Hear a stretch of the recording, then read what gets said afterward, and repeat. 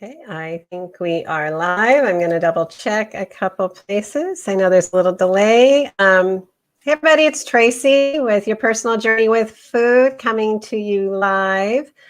I'm just going to let some time go here so we can see that the stream is working. I'm sitting here with my guest and Jerry Snider and I, and we actually been having some tech issues, which is what makes live so fun. So what happened to you anyway? I don't know. My Wi-Fi just dropped and it said lost your connection. I was like, oh no. Yeah. And then I keep my password to get on my Wi-Fi. So it's, you know, when you need it in lunch. So exactly. This happened to me last month where it just didn't go well at all. And I was right in the middle of an interview and we're just like, okay, white flag. We'll do it another day. And that's all you can do, right? So anyway, but yeah, it looks like we are good to go. So everybody, I'm Tracy Cromwell, Your Personal Journey with Food broadcast. And I'm an integrative nutrition health coach. That means I look at all aspects of life and how they all function together to make a healthy, vibrant you. And so with that in mind, I'm wanting to bring really wonderful guests that can help you, become and step into that person and that lifestyle that you've been wanting and looking for. So today I'm so excited to bring you Jerry Snider. So Jerry is an author, an entrepreneur, podcast host. He's also a coach and an athlete. And he actually has a degree in exercise physiology. And he's a high-level distance runner. And he and his wife, they own now a juice bar. And you also have your own coaching practice. Right. Yes. And so we've had the opportunity to speak several times already, and I just knew that we had to connect, and I wanted you to meet my followers and vice versa. So welcome to the show. Thank you so much for having me on. Yes, absolutely. So we had so much that we could talk about, and so we only have 30 minutes. So we thought we were talking about before this, what could really help, what we thought the best due to what's happening in the world today and also just in life in general. And so you brought up what you were doing last night, which I thought was really cool. And so I wanted to talk about that. So I'll let you just go ahead and hop in on what was going on last night. And for the past couple of years, our school district here in Texas, we have a student health advisory council as a part of the school district. And the state actually mandates that every district has one of these councils. And so the past couple of years, I've been on the council. And so they asked me last night to do a presentation that they call the VIP, the very important parent. And it's an informational meeting. Parents can log on. Right now, it's all done streaming. And so I was on, and I got 30 minutes to present on nutrition and how it affects your mental health, how it affects especially your students' mental health. mm-hmm. You know, what you can do to combat that, what you can do to help make yourself as efficient as possible at the mental level, especially with everything going on right now and all the everybody has and they're suffering from. Yeah. And I love that you were being able to speak to parents in the school, and I know what I love about what's happening with food and the knowledge of our body is that we're starting to really understand how what we place in our bodies really affects our ability to think, our ability to feel good, our ability just to function. It can help us make us feel good or sad or, all these things. And so you were talking about that. So I love this topic. Some of my followers know this. I have food sensitivity problems, and a lot of this plagued me a lot when I was a kid in school, and it made school it's challenging enough as a kid just by being a kid. But when you have food sensitivities, you don't know about that or how they help you, help lead into anxiety and gut issues. So talk about that, and how you would be speaking to parents or, those working with kids and nutrition and how important that is. It is tough because, no parent wants to be told that they're doing something wrong. No. You're not trying to hurt your child. At least most parents aren't. Yeah. You're not trying to be neglectful by feeding them the wrong thing. So it's tough. It's a sensitive topic. But I think if people understand sort of where we've gone as a society with food over the past really 40 to 45 years, Mm-hmm. and how that's affecting us generationally. And the easiest way to think about it is that, and I saw one time, somebody put a thing on Facebook, and it was, a picture of a woman who was pregnant, and then inside was a girl as the fetus, and inside the girl of the fetus was the ovaries of that girl developing, and it's like, the woman was carrying her grandchild, in her pregnancy. And so if you think about that, the food that you're eating when you're pregnant is generationally having an effect, not just on your child, but on your grandkids. And so as we started moving towards more processed foods and more fast food, more grease cooked foods, it really affected more than just yourself as an individual. Mm-hmm. The female side of things, it affects that generational side when you've got that habit and you become pregnant and you're eating things that aren't good for you nutritionally. It's multiplying the effect. Mm-hmm. And it's one of the reasons why, when I talk about mental health in kids, one of the big questions is autism, and where do I stand on it? Is it a nutritional thing? Is it a genetic thing? And I think it's both. I think that the poor nutrition plays a part in bringing that out for kids on the autism spectrum, which is why we've seen it spike so high. And statistics estimated in the next 15 years, so by 2035, that 1 in 3 kids will have autism. And right now it's between on what study you look at and how recent it is, it's between 1 in 35 and 1 in 50 kids. So that's 1 out of every 2 classrooms at minimum, that's on the scale. And then, but when you think about the 40 to 45 years ago, it was like 1 in 400. Yeah. And so it's what we're eating is playing a big part in that role because of the way your body develops and uses that, and all the way down to, the ovaries, and what's going on inside the ovaries as far as the development there. So. Well, it's really, really interesting to me. And I remember when I was in school, we learned about that the aspect of what someone eats, even the father, Yep.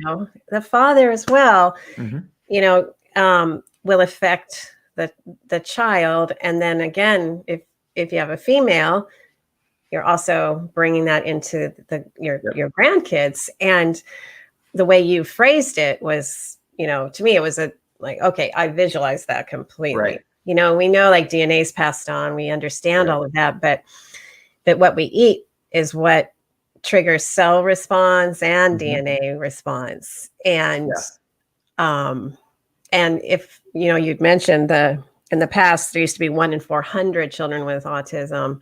Now there's 1 in 3. Is what's predicted, yeah. Is what's predicted to happen. And then we look at prediabetes, for example, where I'm more focused as well. But 1 in 3 adults have prediabetes, and that is something caused by lifestyle. And so, it's it's all happening over the last 40 years. So what's happened in the last 40 years? That we can do a whole other show on that. It's an ease function. It's an ease of life function. And so as far as protecting your mental health and helping your mental health, one of the biggest keys is just slow down. Cell phones are great. Smartphones are great, especially if you're a small business person. You have access to what's going on right there at your hand. You don't have to be tied to a desk or, an office space. So that side of technology is great, but, making sure that you take that time to slow down, cook your meals, more often than you're eating out. I'm not saying you can't ever eat out. I own a juice bar. I want people to eat out, but and it's fun. It is fun to eat out when we can. Yeah. And so it's, it's something that's a necessary part of life, but it's, it's sort of gone from the occasional thing back in the 40s, 50s, 60s to now it's more frequent to eat out than it is to eat at home. And when you eat at home, you just have more control over what you're eating. And when you know what to eat and how to plan for that, and how it affects your body. And one of the things I like about what you've done is it is a personal journey with food. Like what you eat and what I eat, nutritionally, we could put the same exact thing on a plate and it's going to affect your body. Different affects my body. Yes. And different affects somebody else's body. And so I think there's 90% of it is going to affect us all the same, but it's that last 10% that throws nutrition into such a confusion stage for everybody. Yeah. And so knowing what those triggers are for your body and knowing where your deficiencies are. So you need to, some people need to increase vitamin A, some people need to increase calcium, some people knowing where that is so that you can, whether it's through supplementation or through just picking the right foods to be able to give your body what it needs. Yeah. I think too, we've been marketed to in such a way that it's like, oh, you don't want to be in the kitchen. Why would you want to waste time on being in the kitchen? And I think too, back in the day when the world was different, and I thought about this because my past career used to be construction, but the kitchen was kind of off on the side and blocked off. And so whoever was having to cook was very isolated. And usually it was the mom. And so all the fast foods started to come out, or the packaged foods and things like that to make her life easier, and which it did with time. But then what I think we got lost with what was in that packaged food and not paying attention. And so now it's like most people don't even know how to cook, let alone want to cook. And I was one of those people. I didn't want to be stuck in the kitchen. Now I'm like, I love being in there now. It's fine. Yeah. Well, and it is. And it's, one of the things about packaged foods is, one of the scary statistics is that there's a lot of antibiotics out there, but somewhere between 70 and 80% of antibiotics that are created in our country are actually purchased and consumed in the process by agriculture and the cattle industry. And so all that stuff is getting into our food. And even in some cases, if you buy organic, you're still they may not be treating it right then, but it's in the soil. If they were, a previous non-organic farm, it's in the soil. And so it's still getting into the food at some point. And the scary part of that is that the average American on the standard American diet, the SAD diet, consumes somewhere around 120 grams of antibiotics a year. Explain why that's harmful to us. Well, first off, most people know what a Z-Pack is, because if you've gone to the doctor with any kind of, bacteria issue, they're going to say, okay, let's give you a Z-Pack and see if we can overcome that, especially if it's sinus infection and those kinds of things. So it's like taking a Z-Pack a week. And every week. And most doctors, if they're good doctors, will tell you, that you really don't want to do more than 1 or 2 Z-Packs a year, if even that many. So what's happening? A Z-Pack's an antibiotic treatment. Right. So what's happening with the antibiotics in food is that you're getting it in your digestive system and in your microbiome, and your microbiome has good bacteria and bad bacteria. Well, the antibiotic doesn't know the difference. And so it's just killing every bacteria it comes in contact with. So you're basically like nuking your bacteria and disrupting the digestive process. And when most of the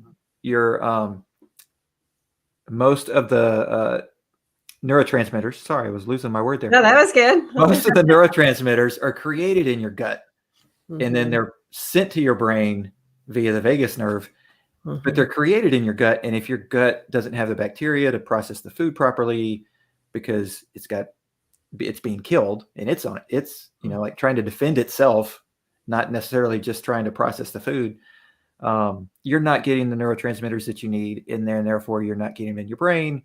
And then therefore you're getting brain fog and early onset dementia and Parkinson's and Alzheimer's. And you're having, memory issues in school, especially for students that are seeing this, students that are on, so that the foods that are the highly processed, the cooked in grease, because grease is going to have those foods typically going to have antibiotics in them when they're cooked in grease.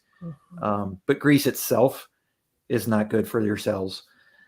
So those things are, putting a firestorm in your gut. And then, of course, your brain's not going to work as well if you're not getting the neurotransmitters that you need.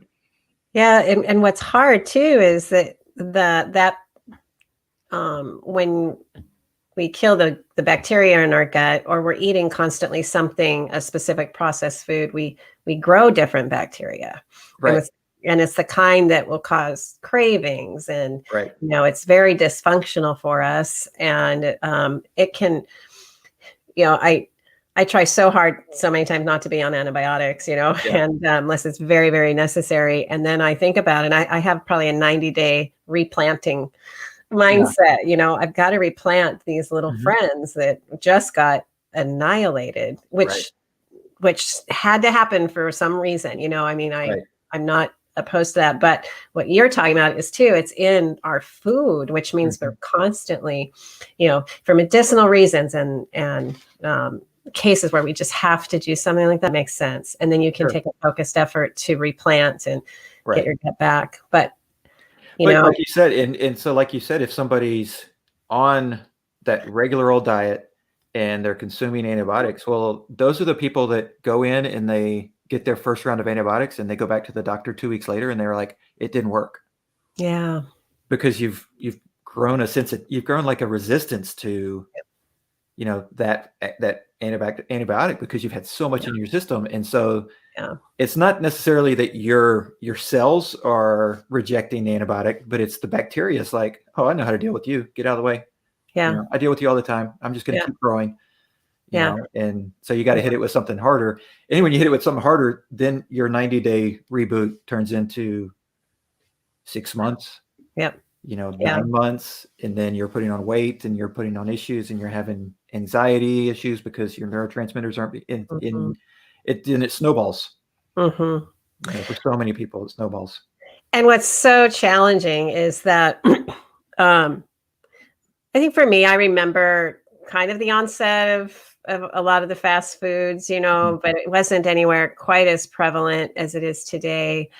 The packaged food was, kind of coming out. It wasn't as, I think the quality was better that still back then than what it is today. And so much of our population doesn't know, you've grown up with it. And so you have no experience with what it's like to not be on processed foods. These bacteria that kills your gut, the good bacteria that help you, hijacks you, and then trying to get your palate, and so we go back to kids, the struggle with parents, how do I work with my child if I want to get them to eat nutritionally, well, and they're hijacked by all this other stuff. It's a challenge because it's not easy. Well, and like you said, it becomes a craving thing. The bad bacteria are craving what makes them successful in their life, and their and it's and that's the bad stuff, because that's what they want. And so it's a tough situation. But and I'll bring up my kids are 9 and 11, and we adopted both of them, so we don't have, like, from a genetic standpoint, any control over what's going on inside their body. So it's not like we can say, oh, well, I got lucky and got good genetics, and so I passed them on. But we started them off on proper, a proper nutrition, a proper diet, proper meal plan. But my son still has, he's diagnosed ADHD, 9 years old. And we're working with him. He's a little bit delayed in school because of it, but he's not on, we're not doing the medication. And our pediatrician's a little bit on, like, she's like, he's pretty severe. You may want to look at, and I'm like, no, we know what to supplement. We know what he needs to make more neurotransmitters, and what to stay away from. And and by and large, it works really well for him, and to the point where he's severe enough to the point where if he misses his minerals and vitamins in the morning, you can tell by the afternoon. Yeah. And It's not a couple days later. It's pretty quick. And I think what you just said is a really great example of what can happen in a lot of cases, even if someone's not ADHD. Mm-hmm. When if you're not getting the right nutrients to help support your body, haywire can happen pretty fast. And but also what's wonderful is that by modifying and starting to, I like to call it crowding in, start adding in and trying new things, you can start to reverse that gut growth, that bacterial growth that messes with the ability to think, the ability to feel good, Yep. And yeah. I know for me, it was hard with my kids because I was one of those the parents that was like, well, if they wouldn't make the food bad for us. I mean, and why would the government do that? And why would the box label be wrong? And I was very susceptible to labeling.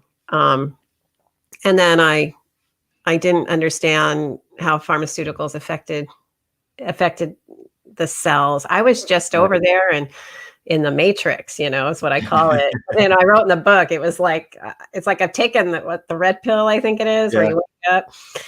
And it was like, whoa, and I think back with my kids, with some of the symptoms my son had, and not knowing how to handle them and how he was on antibiotics for a while. And, so I think as parents too, I look back on that and I figure I did the best I could with what I knew. And, both my kids are great. They're both extremely healthy, eat really well, doing really well. So as a parent, it is hard. Yeah. So we can do our best and try to help, just our whole family through what we eat. Well, and it's one of the Dr. David Perlmutter said in something I saw, he said that the biggest issue with nutrition in our country is that we lost the life skill of how to eat. Yeah. Somewhere between the 70s and now, we've lost that life skill.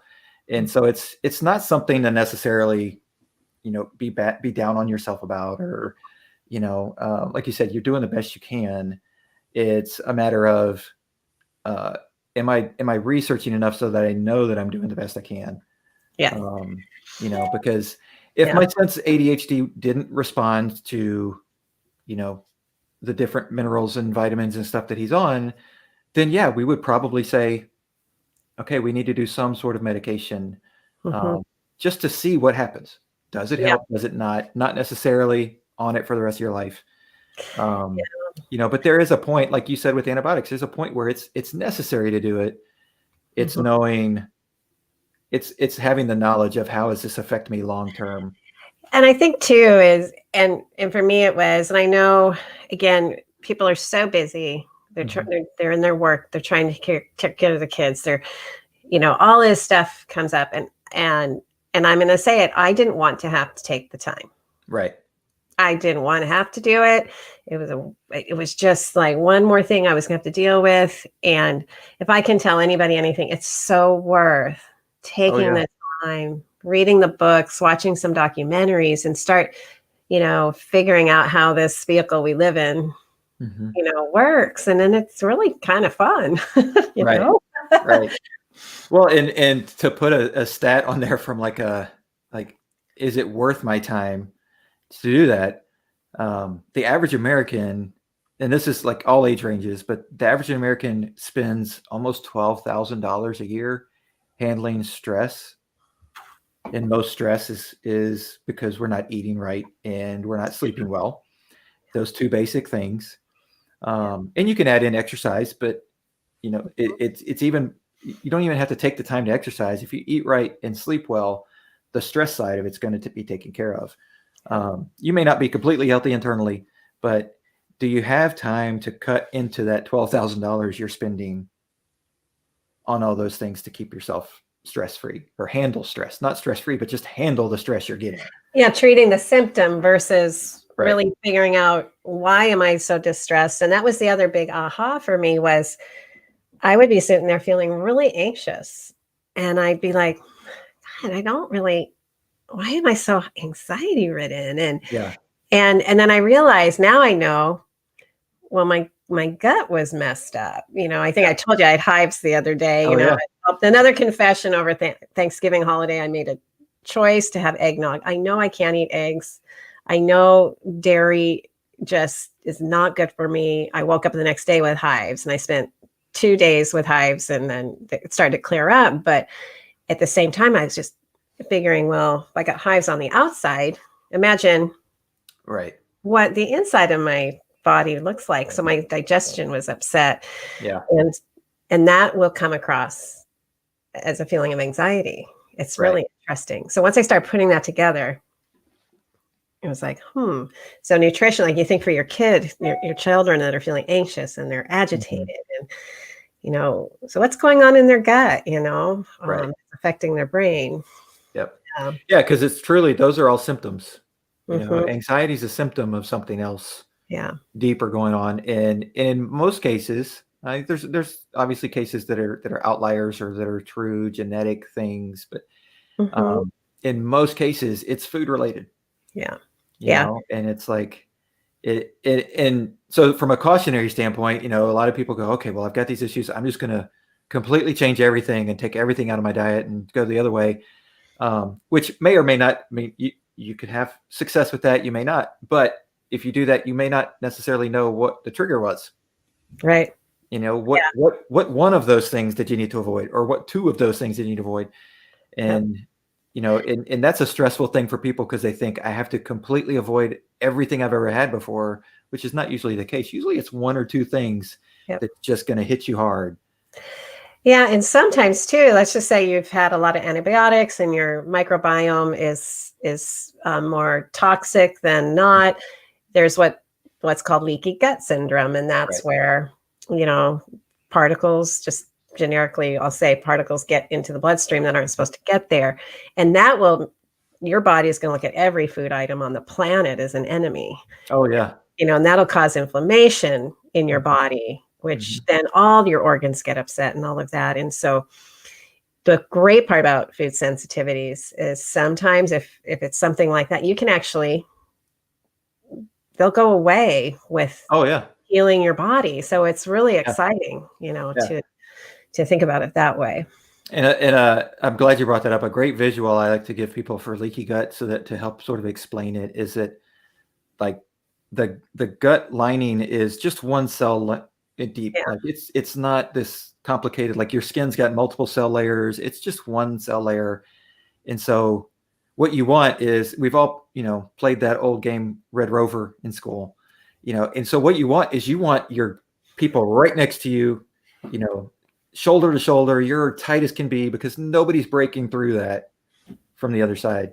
But what happens when you get all spread out? That's when you have leaky gut. Like, people are breaking through that chain so easily, and getting through. And that's what leaky gut does. If you have a strong gut and you've got a strong microbiome, you're tight as can be, and no matter what you eat. And this is one of the things that a lot of people think, like, oh, I can't eat that because it gave me diarrhea right away. And it's like, well, that may be the reason, but that's a good thing, because that's a signal from your gut saying, I'm strong as can be, and you're getting right out of here.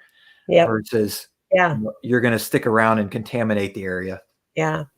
I think too, sometimes when you're repopulating your gut and you start putting the good, the supportive food into you, it helps you. You can get diarrhea right away too. Sometimes because your gut's full of the bacteria that only want processed food, processed up. And it's like, heck no. And so there's that balance of, now we've got to repopulate that, through prebiotics and probiotic, foods and stuff like that. So Yeah. So when we look at our, I know we were talking about last night, you were with the school district and the Yeah. parents and stuff, and how um, I just love that the districts are doing that, and they're trying to help educate. Right. And last, the other thing, and it's just such a bummer, my show's only 30 minutes because we're going to have more talks, I promise. Right. That'll be really good. But I think too, another big discussion we could have is the availability of quality food is not consistent. And, we'll go on some trips to small little towns or areas, and you go to their grocery store. Yeah. And I think of, okay, how am I supposed to feed my family from this store and have the ability to give them the nutritional foods that they need? And so that's a big issue that, Oh, yeah. Where you live or your economic ability. Right. So, and I know the schools, they deal with that every single day. They do. And it one of the things that it combines the two things that you were just talking about is that transition point where your gut's going to get rid of the bad bacteria, and spending money on the food that you need. A lot of people get turned away from that, thinking I can't just eat this food if it's going to go right through me. I can't spend the money on it if it's going to go right through me. Yeah. But typically, like, your gut lining doesn't take that long to heal. And so it's the gut lining itself. The microbiome takes a little bit more time, but the gut lining itself doesn't take that long to heal. I mean, we're talking hours. Yeah, it's regenerating a lot really fast. Yeah. And so, if you have that experience, I know it's uncomfortable and I know it's a pain, but push through that for a couple of days and see if it becomes better on the other side of it. Your gut microbiome still needs a more time to regenerate, but push through that initial stage, and spending money on the food long term is going to far benefit you from spending money on medication later. Yeah, I find too, when I'm eating more nutritionally dense food, I don't get hungry as fast. I don't have the cravings because my body is nutritionally dense, and the cells are really dense with nutrition.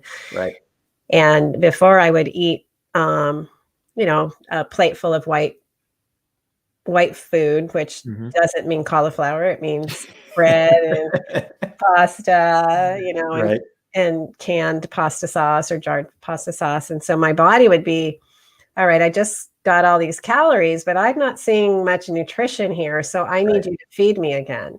Yep. And then you eat more, and then it just snowballs. And so it was one of the biggest ahas I had was, wow, okay, if I eat nutritionally dense food, I end up eating actually less. And especially over time, once you're over time, and then you're not like you said, I'm an athlete. I run anywhere from 35 to 55 miles a week. I mean, and other exercises as well to keep myself in shape. And I eat probably less from a calorie standpoint than almost everybody I know. Yeah. Because it's dense. It's exactly what I know my body needs, so that I'm using every little ounce of what goes in me. And so, could I sit down and eat like crazy, as far as amounts of food? Sure, I could, because I've got the energy to do it, and I could probably burn that energy off through my exercise, but I don't need to. Yep. Yeah. And that's the other fun thing. We'll have to write that down as another topic, as, eating for performance, or, even if you have a test coming up, you got the bar exam or whatever, and it's in a week, and maybe you've been studying crazy, but how can you support your brain to be thinking clearly, through food, and, you can prep for stuff like that, which is it's really, one of the things I started to do. I haven't done one in a couple of years, but it was Century Rides when I was getting myself out of my pre-diabetic state. I was at the gym spinning, and I saw a big banner go up in the spin room, and it said, "Take the ride of your life." And it was the Tour de Cure. And I used to bike all the time when I was really young. And so it was really funny. I just thought, I saw myself. I was like, well, if I'm going to do it, I'm going to go big. I'm not going small. That's me. I'll jump in. Yep. And so that first one I did was 70 miles. And I was just like, cool. And I was like, okay, I got to do a century. So I did the century rides. And then it got kind of fun. I was still doing a bit of the yo-yo dieting though. And so I was trying to starve myself through the ride, thinking I'll burn more calories and I'll get rid of the, and oh my gosh, well, I tanked so bad. Yep. Wasn't, it was a great learning experience, but then I learned how to eat in preparation. And so it can be fun, figuring that stuff out. Yeah, it can. And it does. There's a lot of similarities to how athletes do it, to how, the average person should do it as well. Like you said, because, you're prepping for a test or you're prepping for a big presentation or, how do you calm that anxiety and calm those nerves? And food's a part of that. Yep. Food and, mindset, focus. Yep. Yeah. So, well, we've been on 35 minutes. Can't believe it already. Yeah. So just let's do a quick recap of, what we talked about today. What are some points you would like to leave with everybody for this one session? Well, I think the biggest thing is that what you eat affects your microbiome, and to know that you've got that going on in your body, to know that there's bacteria back there that you do want, and that's what's creating the neurotransmitters in your brain. You don't just have an abundance of those just sitting around, floating around, just in your brain. Just, I'm going to use them today. I'm not going to use them tomorrow. You have to constantly create those and use them. And so, it's sort of like going to get firewood. You have to know where to go get the firewood to be able to keep your fire burning. And so if you stoke your gut microbiome with the right stuff, it's going to keep your brain working well. Yeah. And it's it is so worth learning what that is. I promise everybody, I've been on the other side. A lot of you know that. I've been in the cloud. I've been feeling horrible, most of my life. And my hope is through what I do and what Jerry does, that we can reach as many people as possible to help that change happen. And so I know I put in the comments, but it's kind of buried, not in the comments, but in the post, how people can reach you and, get a hold of you. But just to reiterate. I'm on Facebook at All in Health and Wellness, all spelled out. I'm on Instagram at All in Health and Wellness. I'm on Twitter. I'm not as frequently on there, but All in Health Well, because things are shorter. So I tried to keep it similar, but it doesn't let me do that. And of course they can reach me. My website's allinhealthandwellness.com. They can, find information about the book, my podcast, how to email me from there, that kind of stuff. So and you have a book too. So yeah. The book and the podcast, the book I have out right now and the podcast are both called the same thing, Confidence Through Health.